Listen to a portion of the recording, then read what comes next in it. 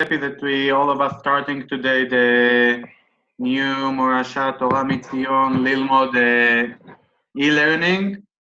I'm sure it's going to be great. We are starting today 8 weeks of semester, and I'm really happy to see you all. We're gonna have every Sunday at this time another guest speaker. At every Monday gonna be Rav Bala, and every Tuesday gonna be for women shiur with my wife. But people say she's doing an amazing job, so I will just believe them. So thank you very much, Rav Pinchuk. If you want to introduce yourself to the people, we will be happy. Yes, I will, and then I hope you will reciprocate. So first of all, shalom from Eretz Israel, from Netanya. My name is Moshe Pinchuk, as you've seen. I'm the head of the Jewish Heritage Center here at Netanya, and I'm very happy either to host you by us or to be invited to you, depending how you look at it. What I want to talk about tonight is actually part of a much larger course in where I try to find parallels between either episodes in the Bible or in Chazal, in the Gemara, and stories in Greek mythology. And I find that when you compare the two, if you have parallel stories, what you learn out of these comparisons are different aspects of each culture. And that greatly, enables you to view different parts of your own culture that you wouldn't have seen had you stayed within your own culture and not tried to compare it to a different one. I hope that soon this will be clear as we go through the story of Antigone and Paro's daughter. So I'm going to begin the class. I understand that we have around an hour. I don't know how it works, but if people want to interject or if they have questions, then I think I'm happy to take questions as we go along rather than wait for the end. So if anybody has a question, you just, just start talking, I guess, and we'll take it from there. Does that work? That works great. I just want to introduce myself quickly. My name is Chana Labunski, and I am the LILMOD supervisor for technical questions and challenges and everything that is technically there and is bothering you. If your microphone doesn't work, if you can't find the chat, if you can't see the speaker, you've been thrown out of the shiur, whatever it is, I'm here. You can write to me in the chat, which is like big bulb on the bottom. You can just open your microphone if something's going on. Especially if you don't hear the speaker, you should open your microphone and tell us all about it. And we're recording the shiurim and we're putting them online, so you can also watch the shiur afterwards and tell your friends about it, that it's recorded. Or if you miss one, the shiur, so you can always go back and take a look at it. And you can open your microphone to ask questions to Rav Dr. Pinchuk, because it's actually the best that you can speak and feel like you're in one room all together. We're like in one learning room, and it's real and it's live. So don't hesitate just to open your microphone and speak. Put on your cameras and enjoy. Okay, thank you. I just want to make sure everybody sees the screen, right? Choices of Antigone and Paro's daughter. You'll see my shared screen? Yeah. Okay, fantastic. So I'm going to begin. So as I said, what I'd like to talk about is the story of Antigone. And Moshe, I see you came prepared. I hope not only with the book, but you actually read it in anticipation. And the story of Paro's daughter, which both of them should be pretty familiar to you. Okay, good. So let's begin with the story of Paro, of Bat Paro. So the background is as follows. We all know how the book of Exodus, Sefer Shmot, begins. Bnei Israel become fruitful and multiply, and the land was filled with them. And there you get a picture on the bottom of all those, the land that is full of people. And Paro now has a fear which seems, politically to be justified. And he said unto his people, behold, the people of the children of Israel are too many. Let us deal wisely with them, lest they multiply. And it come to pass that when there befalleth us any war, they also join themselves unto our enemies and fight against us and get them up out of the land. So, this fear is, of course, not at all unfounded. And even today, any country that finds itself with an ever-growing minority might justifiably be a bit apprehensive of where this minority is going to take them, and might actually want to take steps to check the growth and power of that minority. And this was Paro's idea. His first edict is, and the king of Egypt spoke to the Hebrew midwives, of whom the name of one was Shifra and the name of other was Pua. I think we're familiar with them. And he said, when you do the office of a midwife to the Hebrew woman, you shall look upon the birth stool. If it be a son, then kill him. But if it's a daughter, then she shall live. So this was Paro's edict. This was his solution to the problem of Bnei Israel becoming too many, is to simply kill off the males, where the hope is that the females would basically be assimilated into the Egyptian culture. Okay, so now these midwives actually have a dilemma. On the one hand, should they obey Paro or should they not obey him? They should obey him, because if they disobey, they will probably be punished, severely punished, either by death or what have you. Why should they disobey? Well, there are actually two reasons. First of all, there's the moral imperative. Lo tirtzach, would be murder for a Jewish midwife to simply kill a child of a Jewish woman. Would be murder, straight and simple, without any reason. These babies have not sinned, they haven't done anything. They're not endangering anybody, certainly not in the Jewish society. So of course there's no reason to kill them. So this is their dilemma. Should they obey or disobey Paro's edict? Well, we all know what happened. They all chose to disobey. The midwives feared God and did not as the king of Egypt commanded them, but kept the children alive, which was actually pretty brave. They were risking having themselves killed. And the king of Egypt called for the midwives and said to them, why have you kept the children alive? And here it's interesting, the midwives kind of apologize and try to get away of what they did. And they give this funny story. And the midwives said unto Paro, the Hebrew women are not as the Egyptian women, for they are lively and are delivered. Here the midwife come unto them. Basically, listen, by the time we reach the Jewish midwife, Jewish woman who's giving birth, it's too late. The child is already born. They see that he's alive, and I can't kill him and tell them that they had a stillborn. So we've seen the midwife's dilemma. We've seen their choice, and now what happens? What is the result of this choice? And this is where it's important for me to stress. They receive a reward. God gives them a reward. And God dealt well with the midwives. And the people multiplied and waxed very mighty. And it came to pass, because the midwives feared God, that he made them houses. And what are these houses that God makes for the midwives? So Rashi explains on the bottom there. How did God deal with them? He made them houses.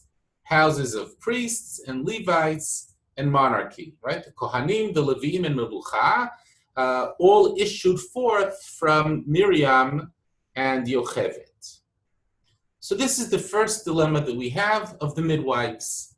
They make their choice, bravely so, and the Torah and the Chazal record that they were rewarded for their brave choice. We now move on to Paro's second edict. So when Paro sees that he can't get anything out of the midwives, he turns around to his nation. Paro charged his people, saying, every son that is born ye shall cast into the river, and every daughter ye shall save alive. In a parenthetical remark, I just say that some of Chazal understand that this edict was actually given not only regarding Jewish children born, but to any child, be it Egyptian or Jewish, born, at least in a particular time period, they were all to be killed. Which is interesting because the soothsayers of Paro said, today the savior of the Jewish nation is born, and we don't know whether he's Egyptian or Jewish. And therefore Paro had no choice but to actually give this edict out to both his nation and the Jewish nation. The reason they weren't sure is because Taka Moshe Rabbeinu was half Jewish and half Egyptian, right? He was born to a Jewish family. He was brought up in an Egyptian family. And this, I think, is what the soothsayers were not able to see through. So they said, we don't know, is he Jewish? Is he Egyptian? But in any event, this is the second edict. All children, or all male children, should be cast into the river. And now comes the daughter of Paro.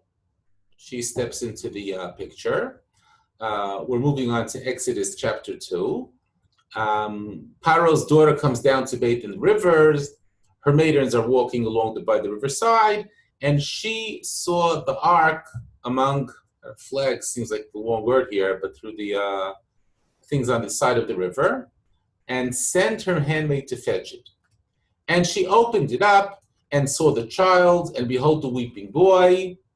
And she had compassion upon him and said, this is one of the Hebrews' children. So this is very important to notice. The daughter of Paro understands very well who this child is. This is not an Egyptian, this is a Jewish, a Hebrew child. And in spite of her father's edicts not to save these children, to drown them, she saves him. And the child grows up, and she brought him unto Paro's daughter, and he became her son, and she called his name Moses, and said, because I drew him out of the water. So here again, as the daughter of Paro opens up the basket and takes Moses out of the basket, she realizes what's happening. If she was a good daughter, she would have immediately closed the basket and drowned the child like her father commanded. This was her dilemma now. What should she do? Should this daughter of Paro obey or disobey her father? I mean, on the one hand, to disobey, of course to disobey. Why should I murder an innocent child? But on the other hand, maybe I should obey. I mean, first of all, this is my father's law. It's the law of the country. And what's important to stress over here, that as far as the daughter of Paro is concerned, this law is for the safety of her nation. I mean, she knows today the savior of the Jewish nation is born, but the savior of the Jewish nation is the destructor of her nation. So why shouldn't she kill him and save her nation? Over here, I think her dilemma is quite difficult. And soon we'll talk about the nature of her dilemma. But what does she choose to do? Okay, we all know that. She saves the child. She brings him up as her own. And what is the result of this choice? Again, she receives a reward. Excuse me. Perhaps before I go on, it's interesting. I mean, you understand that Paro's daughter's dilemma here is pretty difficult. And the Medrash, I think, kind of personifies this dilemma. You know, the Medrash always has these very deep philosophical insights, but never, of course, can talk in philosophical terms. Rather, they talk, in terms of discussions and dialogues between people. So please consider the following Medrash.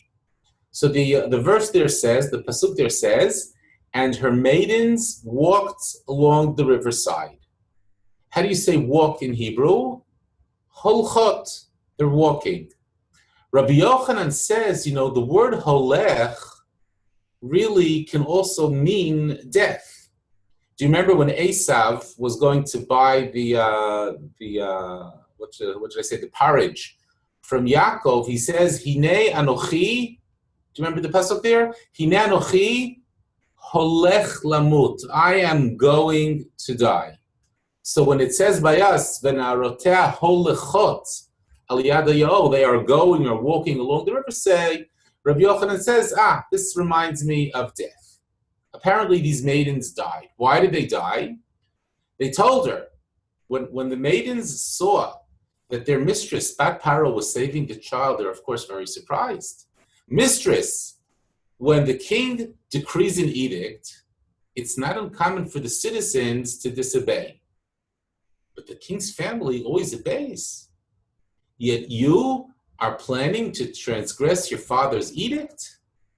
So I believe that this dialogue between, or actually I should say monologue, between Paro's daughter and her maidens is really describing a dilemma going on inside Paro's daughter's mind. What should I do? On the one hand, this is my father's command. This is a danger to the country. On the other hand, this is an innocent child. What do I do? This is her dilemma. And I hope you appreciate that the dilemma of Paro's daughter is along the same lines as the dilemma of the midwives that we saw moments ago, except a little bit different, which we'll discuss in a moment.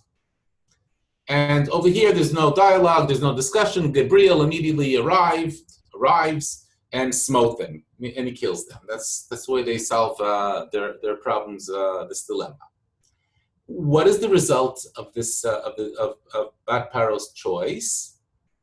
Bat Paro, Paro's daughter, the Medrash is very the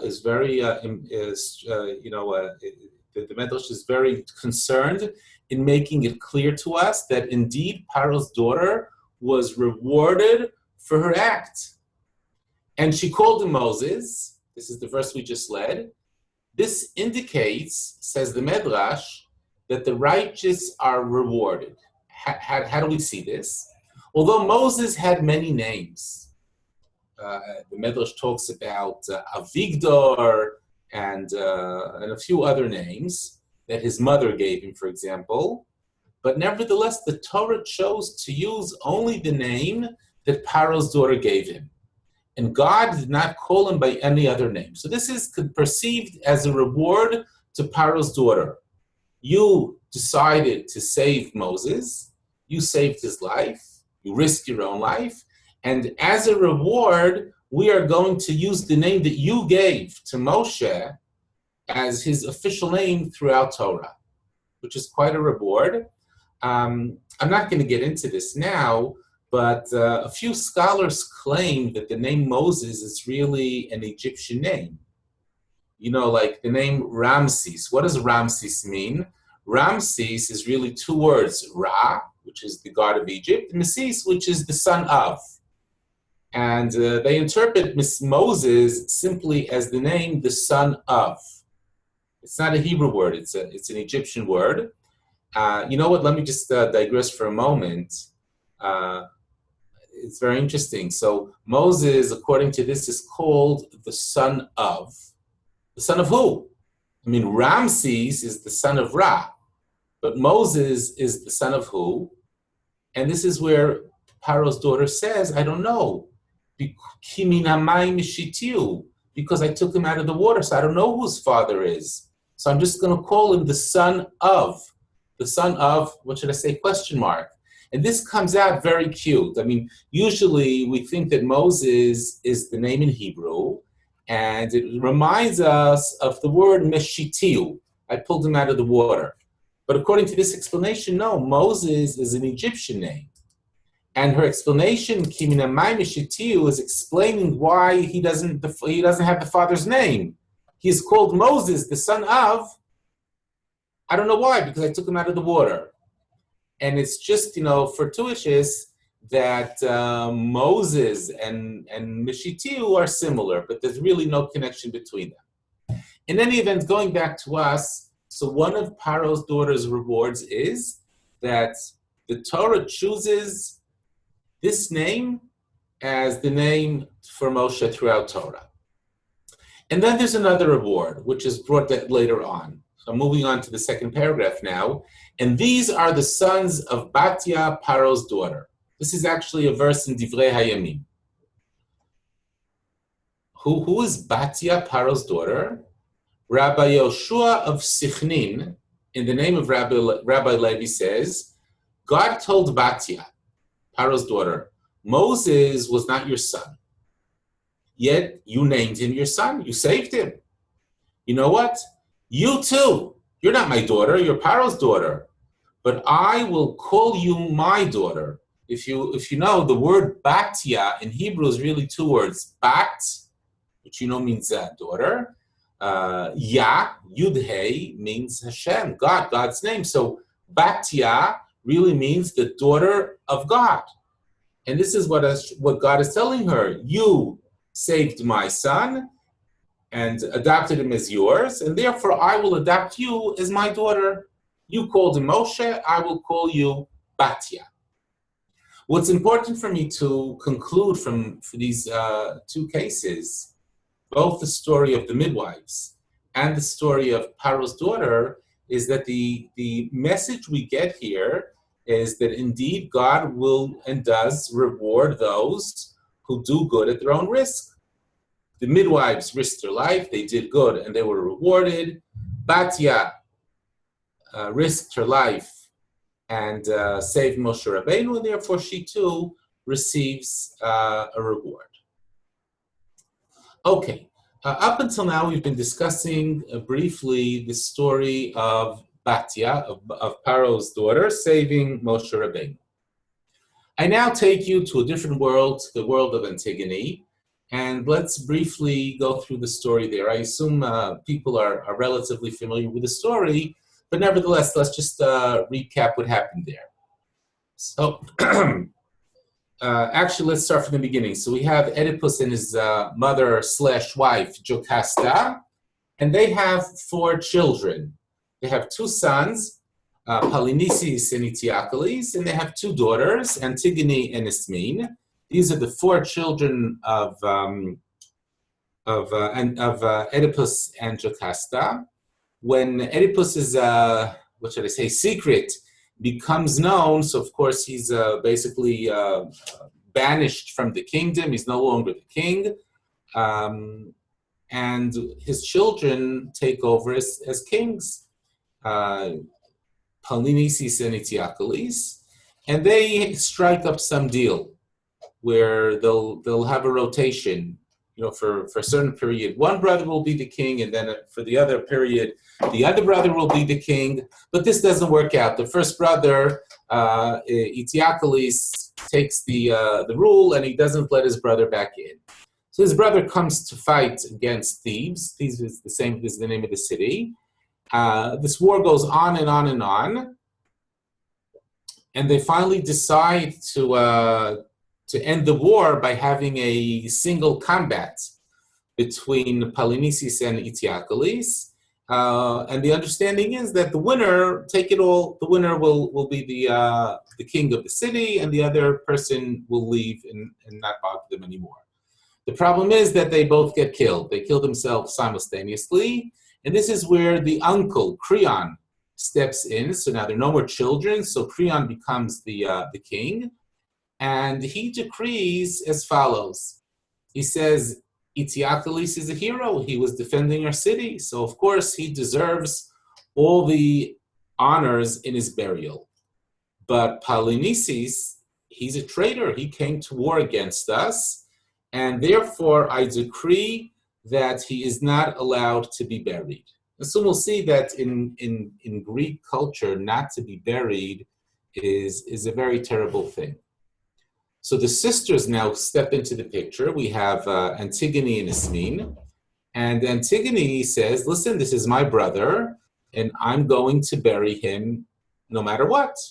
This is my obligation to my brother. And this is basically where the story of Antigone begins. let's just skip to the end here.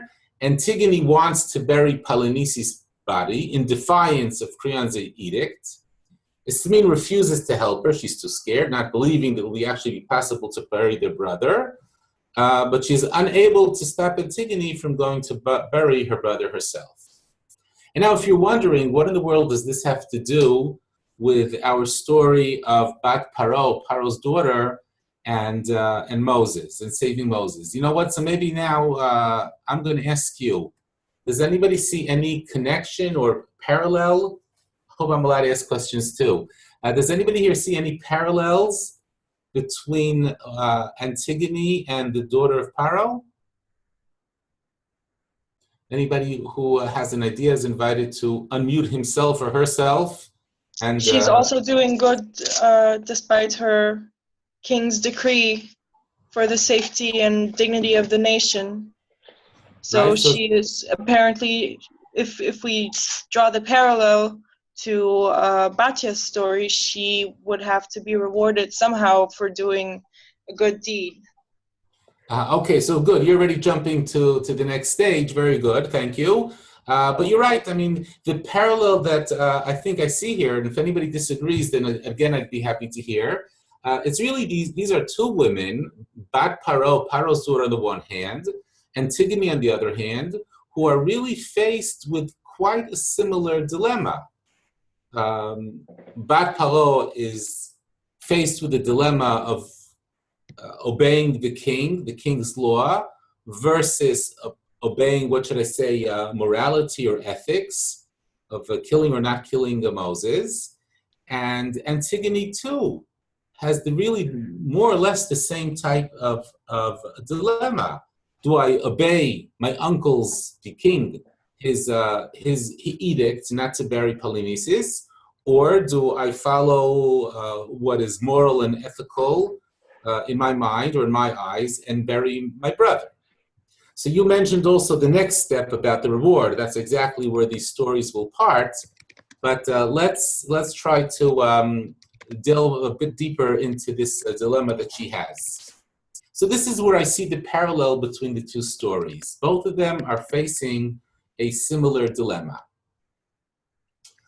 Just to give you an impression of just how important and meaningful a burial is, even more, I should say, than in Judaism, perhaps, I'm going to take you to a short story or short episode in the Iliad. What does the denial of burial in Greek culture mean? So here we're talking in book 23, Achilles' nephew, I think it was, Patroclus, is killed, and they haven't time to bury him. And Patroclus comes to Achilles in his dream as follows. Presently, the sad spirit of Patroclus drew near him, to Achilles. The spirit hovered over his head and said, "You sleep, Achilles, and have forgotten me. You loved me living, but now that I am dead, you think of me from me no further.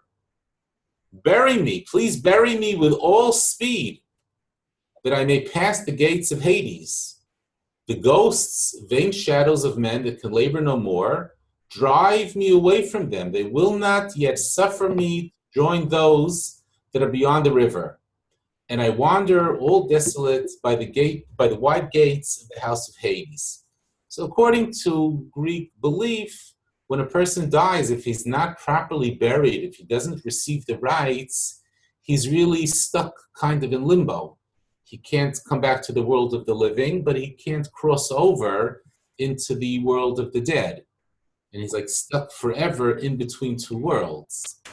And that's why it is so important for Antigone to give her brother Polynices a decent burial, so that he too can cross over into Hades, and his what do they say? His neshama should have an aliyah, as they say, that he can rest in peace. So, given this short piece from the Iliad, I think you appreciate just how meaningful, on the ethical or even religious sense, of course in Greek culture, it was for Antigone to have this burial come through. What does Judaism say about that, by the way? Just interested. Okay, so it's interesting. I mean, it was Greek philosophy. Yeah, as far as I know, that's a good question, and thank you for asking it. As far as I understand, I mean, of course, there's a very important command in Jewish halacha to bury the dead. But that's only so that the dead isn't desecrated. You know, the body begins to decompose, and it's it's very unhonorable for a body just to be laid around and for everybody to see it as it decomposes. But in no way does the denial of a burial have any impact on the person's soul later on. Whether or not the Jew is buried, it does not at all has no ramifications to whether he's going to go into Olam Haba and so on and so forth. It's a separate issue. You want to bury him in order to prevent all this dishonor of coming upon him and the family and what have you. As I said, in Greek belief, there's a link between the two. If you're not buried, then you can't, your soul can't move on. So I hope that was clear. Thank you, that was clear. Yeah, well, Okay, clear good. to me also. Okay, so as I said, if there are any questions, please ask as we go on. Okay, so of course Antigone is quite well aware of this, the meaning of burial according to her culture, and that's why she is so keen to bury him. She's even willing to risk her life for it, because Creon said whoever buries Polynices will be killed. She actually buries him. She does the religious actions that have to be done, and she's caught. And now I'd like to read a few lines from the play where Creon actually confronts her and tries to understand what she did. Let's read it. Creon, now tell me, though not in many words, but briefly, knewest thou that an edict had forbidden this? Were you aware of this edict? And Antigone says, yes, I do. I knew it. Could I help it? It was public. And Creon is quite surprised. And thou didst indeed dare to transgress that law? This is exactly the issue. You were willing to transgress my law, the law of the country, the law of the king, the law of your uncle? And her answer is actually proud and defiant. Yes, for it was not Zeus that had published that edict. Not such are the laws set among men by the justice who dwells with the gods below. Nor deemed I that thy decrees were of such force that a mortal could override the unwritten and unfailing statutes of heaven. For their life is not of today or yesterday, but from all time. And no man knows when they were first put forth. So here Antigone is very clear, very defiant, and she says, I put on a scale your decree, which is a mere mortal. I mean, on the other hand, we have the decrees of the gods, of our culture, of providing a proper burial for the dead. And of course, I opt for burying my brother, even though that means that I'm going to be put to death. And with Antigone, I think her dilemma, as dangerous as it is really quite simple. When I say simple, I mean the proper act is very simple here. It's much less of a question than for, let's say, in the case of Bat Paro, Paro's daughter. There's barely any reason to obey. I mean, the only reason to obey is, first of all, this is her uncle, the king's edict. And of course, maybe I should have added this on here. The other reason is, well, if you disobey, you're going to endanger your life. Now, I have to add here, I mean, the king's edict here really doesn't make any sense. Or should I say, really serves no purpose. I mean, in the case of Paro, when he says kill the male Jewish babies, as cruel as it sounds, at least there's some method to this madness. He says, listen, I need to care for my country's well-being. I understand, or I'm afraid that this nation is going to multiply. I've heard from my soothsayers that their savior is born today, and I'm decreeing this cruel rule or edict of killing these children for a good reason, to save my country. But I can't see any point, except for vengeance, of course, to command or to decree that you don't bury this brother. What is there to be gained by that? So on the one hand, the reason to obey is very small, and the reason to disobey her uncle, this we're talking about Antigone, of course, is quite heavy and compelling. I mean, there's the divine command. Maybe I shouldn't use the word divine command here, right? That sounds too Jewish. But I mean, there's their belief that the dead must be buried in order for the soul to move on.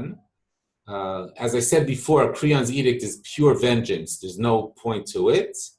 And then there's the moral imperative, the rest for the dead. So either divine or moral, but in any event, I think that the decision here, the moral decision, is very clear. As clear as it is, of course, you need a lot of guts and dedication to actually to do it, right? I mean, Antigone knew full well that by burying her brother, she's burying herself. And indeed, her sister does not agree.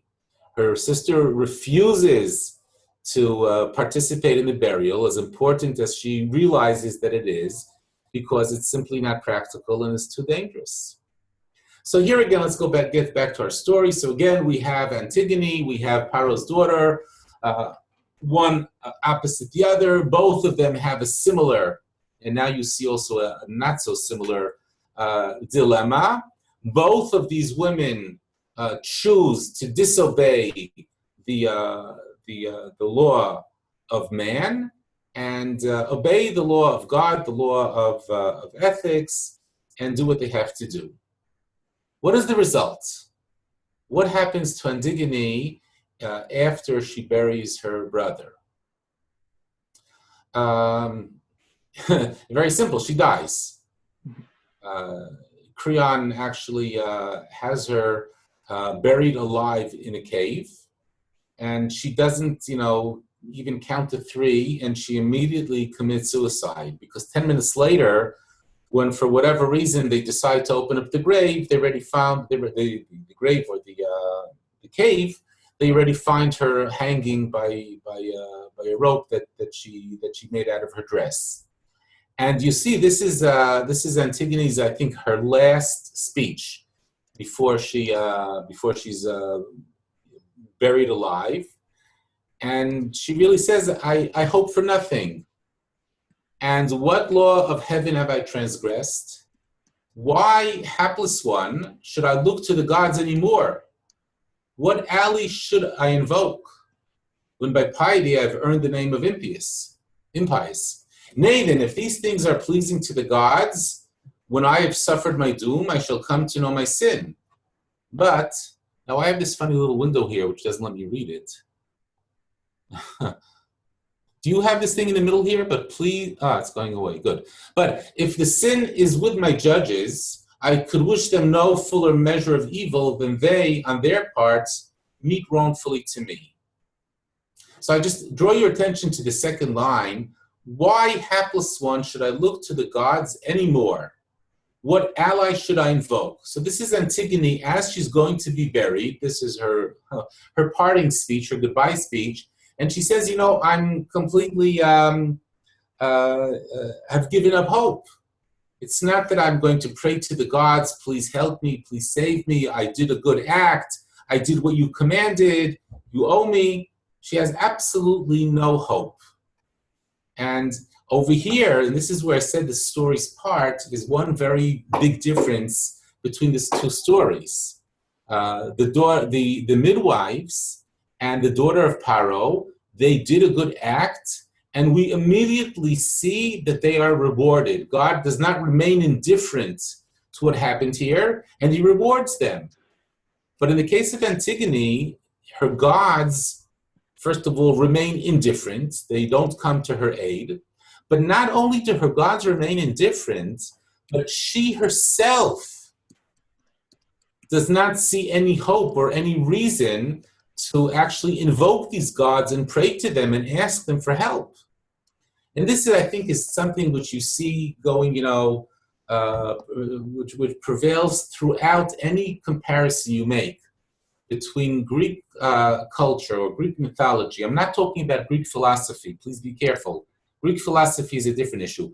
But Greek mythology and what we find in Chazal and what we find in the Bible is exactly this point.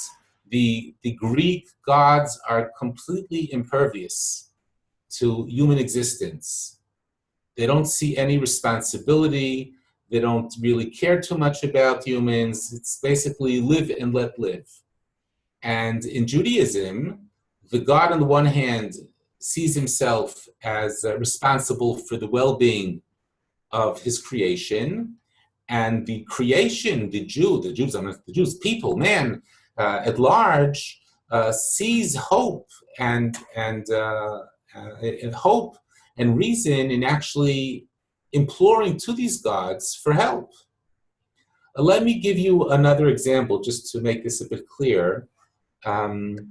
Let's go for a moment to another very fascinating comparison, Samson and Hercules. It's a beautiful comparison. Interesting, they also both end up committing suicide. I mean, Samson, we all know, he brings the walls down upon himself.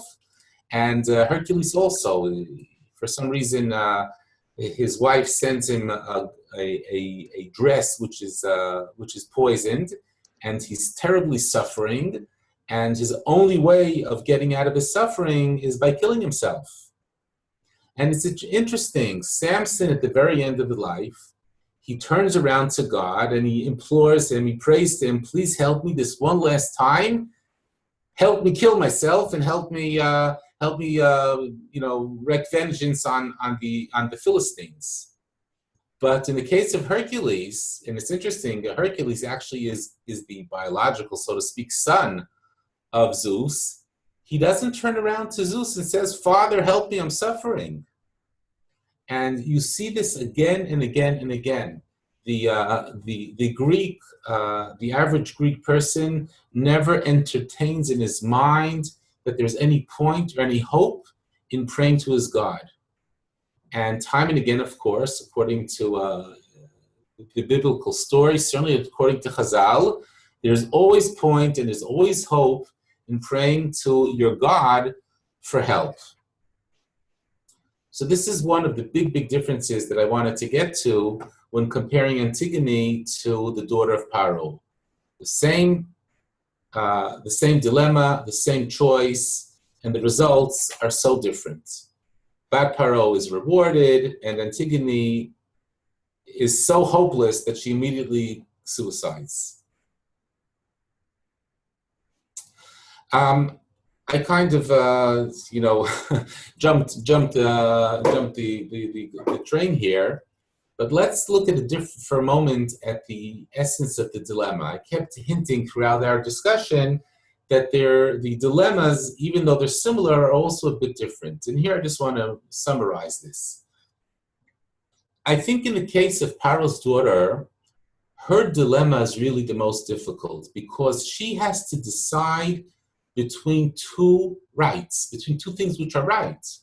I mean, on the one hand, her father's law is a real law.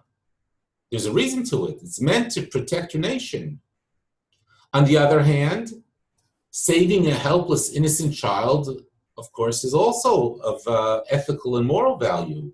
So the daughter of Paro really has to choose between two things which are right. And the choice may cost her life, and this is, of course, infinitely difficult. The midwives have a simpler time because their dilemma is to choose between good and bad. I mean, let's remember the midwives are Jewish themselves. So as far as they're concerned, there's absolutely no reason in the world to kill a helpless, innocent Jewish child of murdering him. And they have to choose between right and wrong, between good and bad.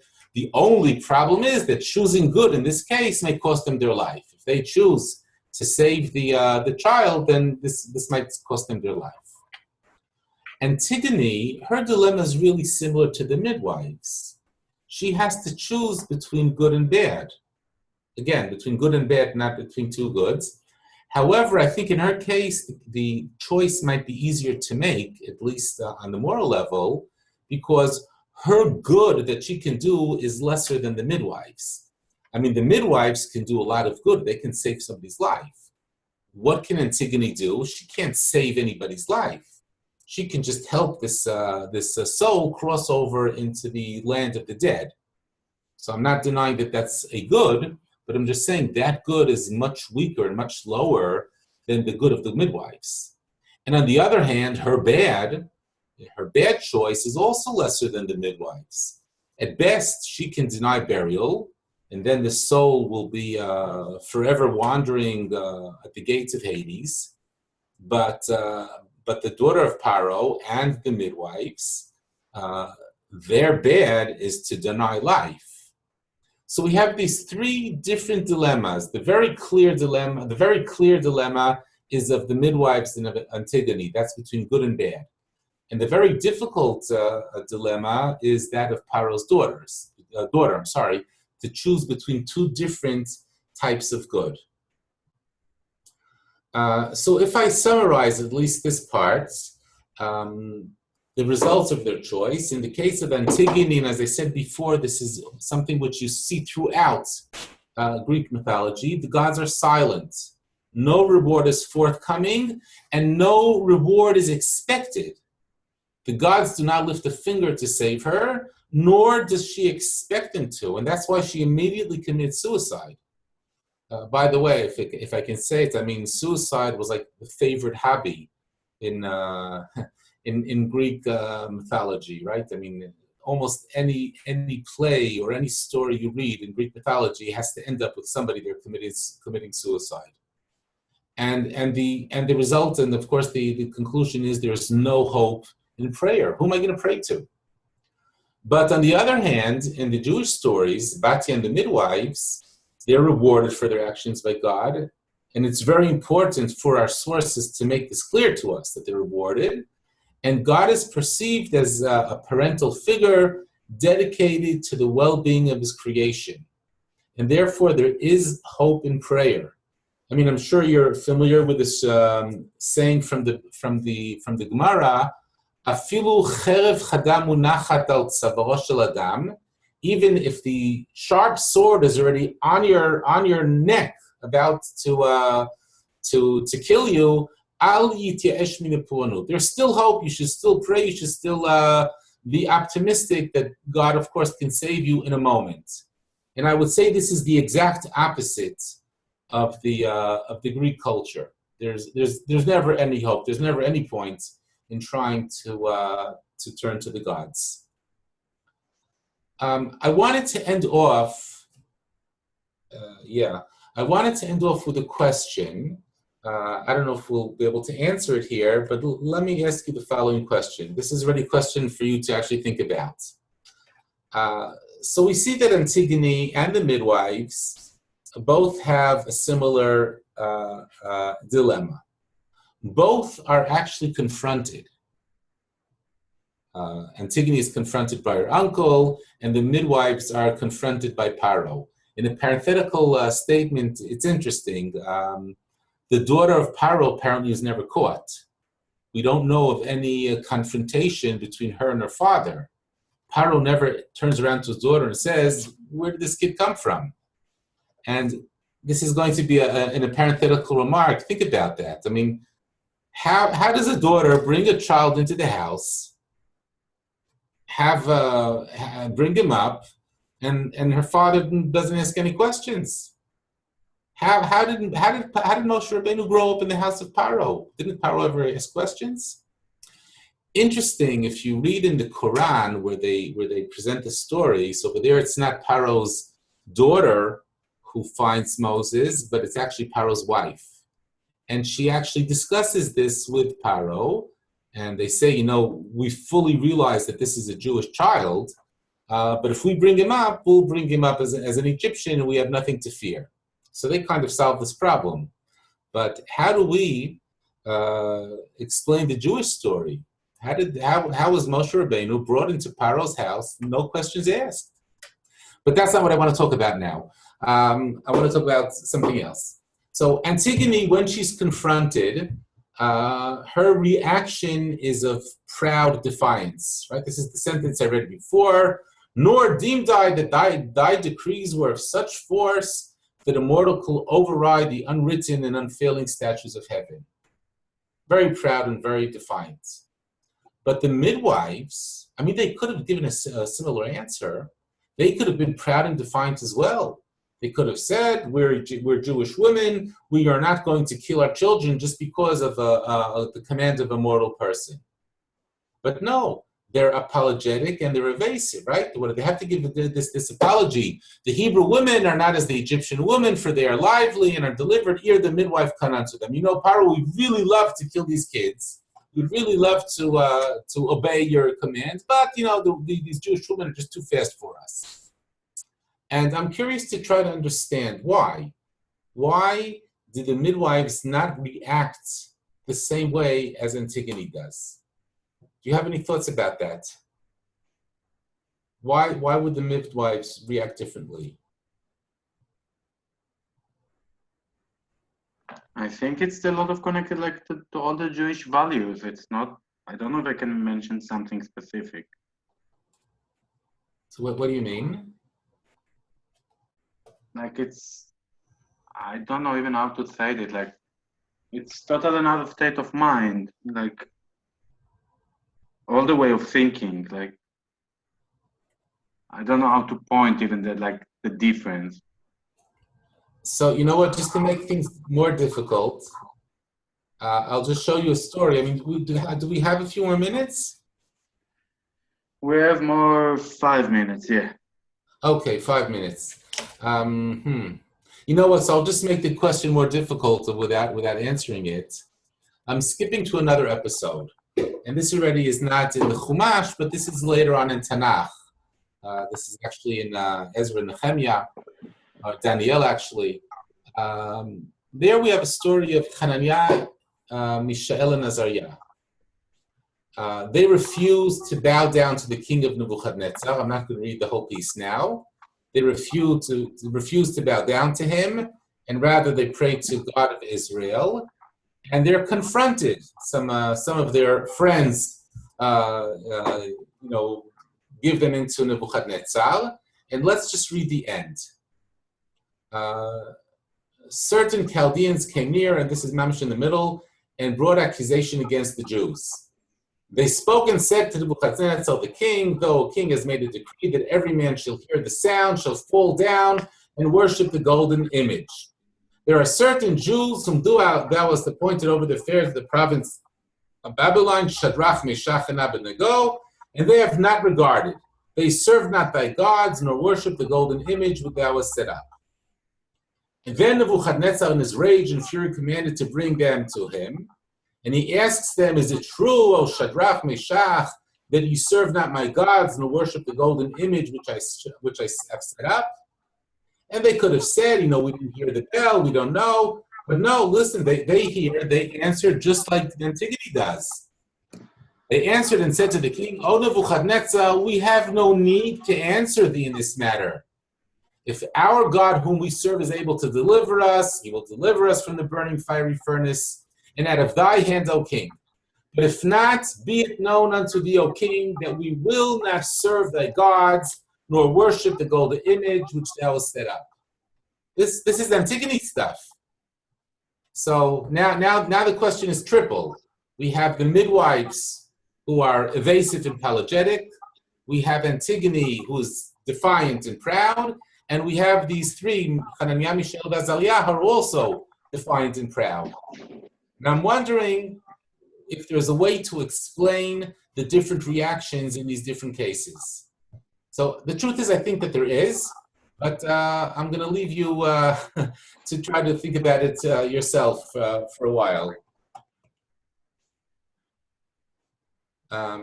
Okay, so as we end off, so first of all, thank you for listening. Thank you for participating.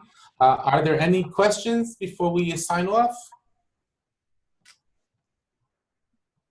Naomi, Nelly, Moshe, someone have a By the way, I question? just want to tell everybody that if you guys want to continue for another 10, 15 minutes, 2 to 5 hours, I'm here and feel free to do that. And we have to ask Rav, Pinchuk, and the participants if they want. So this evening is free for you guys. So you're welcome to continue as well if you find that interesting and you want to do more. I'll have to sign off, unfortunately.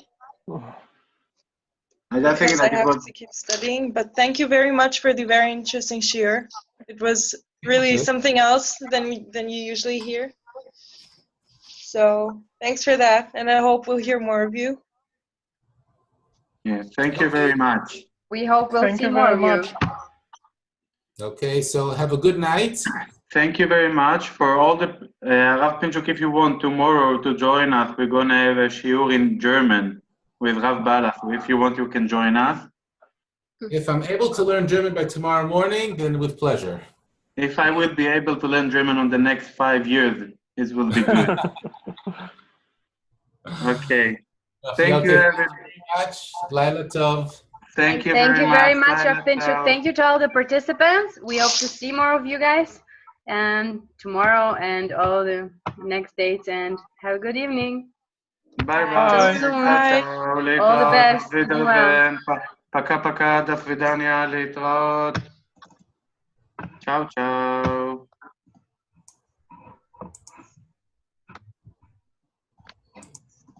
נו.